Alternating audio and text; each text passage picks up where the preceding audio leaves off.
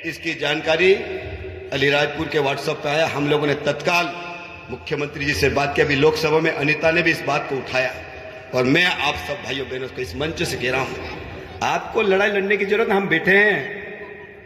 मैंने खट्टाले में भी जाके कहा, मैंने व्हाट्सएप पे भी कहा एक दिन, आपके लिए हम बने हैं तो आपको लड़ने की जरूरत नहीं, हम लड़ेंगे। आपकी 1 इंच जमीन भी किसी की कोई ताकत नहीं ले सकती। मेरे भाइयों, मैं आपको विश्वास दिला रहा हूं। लोग कहते झूठ बोलते हैं, लोगों को लगता है हम झूठ बोलते हैं। अरे हम तो वो लोग हैं, जीबान के पक्के लोग हैं। अगर एक बार जीबान में कह दिया कि ये होगा तो होगा, ये जीबान करने वाले लोग हैं और जीबान करने के बाद बदलने वाले लोग नहीं है। और इसीलिए मैं आप सब भाइयों बहनों को कहना चाहता हूं कि आदिवासी समाज के इस दिवस के अवसर पर आपको घबराने की जरूरत नहीं है। मध्य प्रदेश की सरकार ने हमको अधिकार दिए। आज पैसा एक्ट कानून लागू है। आप लोग पैसा एक्ट कानून को पढ़िए।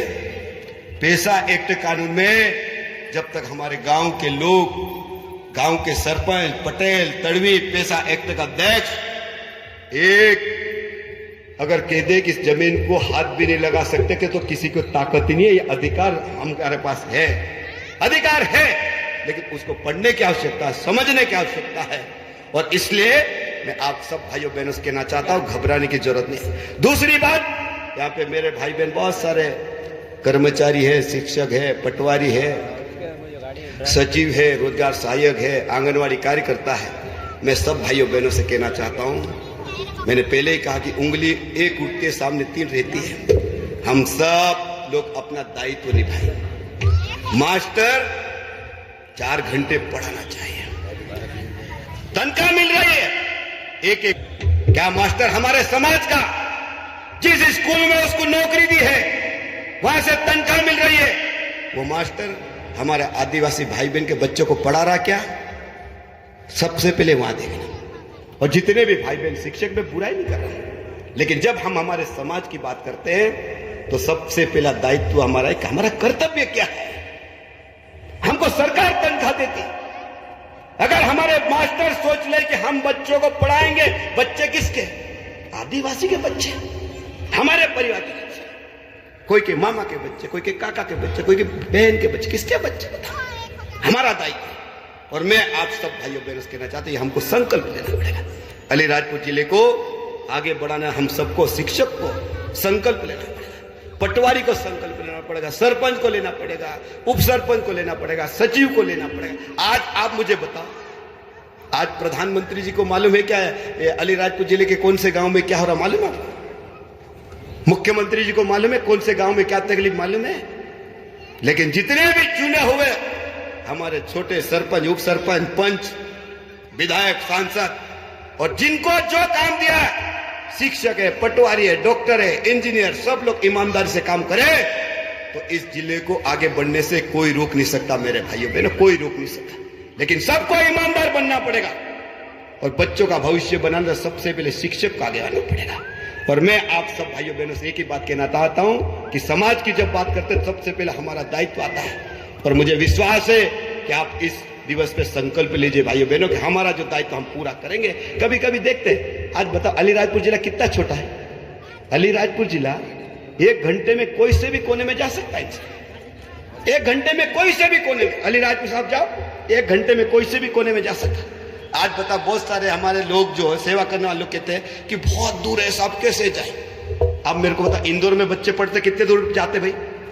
आज इंदौर में रहते 20-20, 30-30 किलोमीटर लोग रहते हैं। फिर क्या कहते हैं कि नहीं मैं इंदौर पढ़ रहा हूं। और इंदौर रहते उन बच्चों को पूछो कि आप पढ़ने के लिए कितने दूर जाते हैं, नौकरी करने के लिए कितने दूर जाते हैं। लेकिन हमारे यहाँ का जो अधिकारी है, कर्मचारी कहता है कि बहुत दूर। अरे हम समाज की बात करते हैं, समाज के उत्थान की बात करते हैं, तो क्या थोड़ा सा कष्ट नहीं उठा सकते हैं क्या? बताओ, हमको उठाना चाहिए, क्योंकि हमने समाज के उत्थान का बीड़ा उठाया है।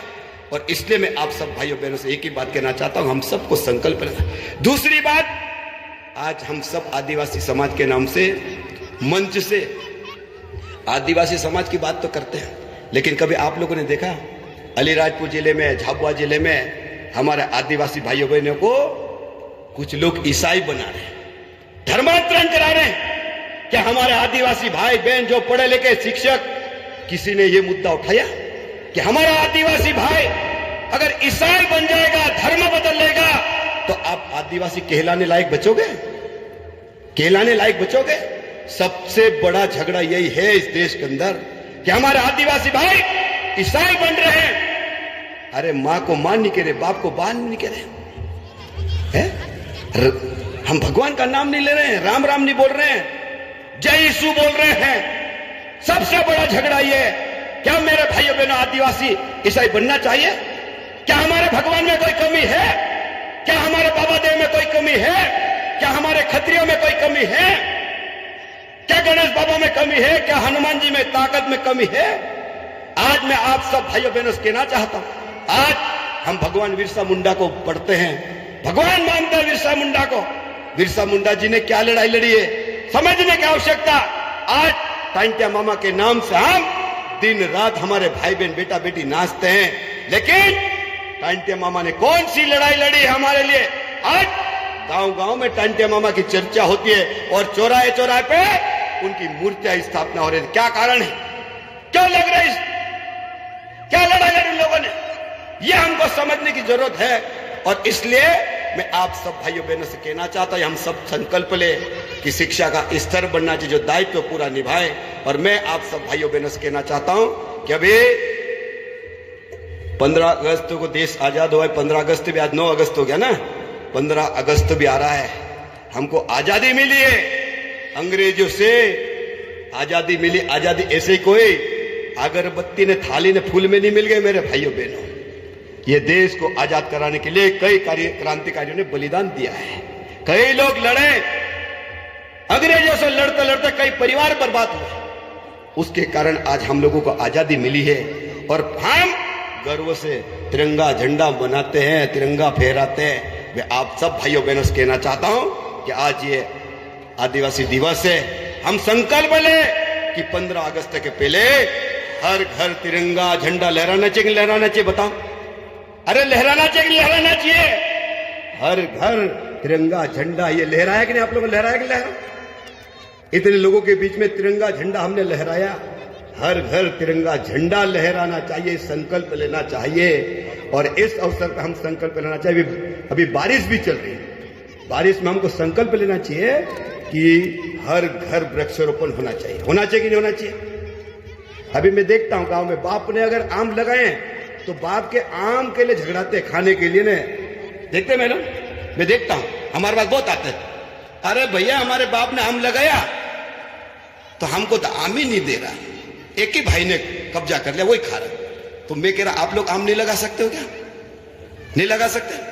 हर घर आम लगना चाहिए, कटहल लगना चाहिए, जो आपको अच्छा लगे वो वृक्षारोपण करिए मेरे भाइयों बहन। इतनी शानदार बारिश हो रही है और मैं कह रहा हूं जिन लोगों ने बरसात में पहले आम लगाए, कई सालों से जो लगाए, मैं आपको उदाहरण दे रहा हूं। एक मेरा आदिवासी भाई आया, उसने कहा मेरा 8 लाख रुपए का आम निकले, एक ने कहा 10 लाख रुपए के निकले, और एक मेरा भाई है उसने कहा मेरे घर में 22 लाख रुपए का आम निकले हैं। कि हमारे आदिवासी भाई और नहीं लगा सकते क्या? ये संकल्प लेना चाहिए।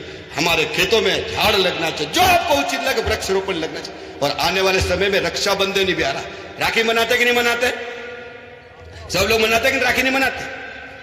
अभी एक ने कहा बांसवाड़ा में कह दिया कि अपने आदिवासी तो बोले कंकु नहीं लगाते। ऐसे लोगों का आप लोग मंच दोगे क्या? कि कंकु नहीं लगाना, मंगलसूत्र नहीं पहनना, ये कहां की सभ्यता है रे भाई? अपने ढाले ढालों को एक बार पूछो तो सही। पूजा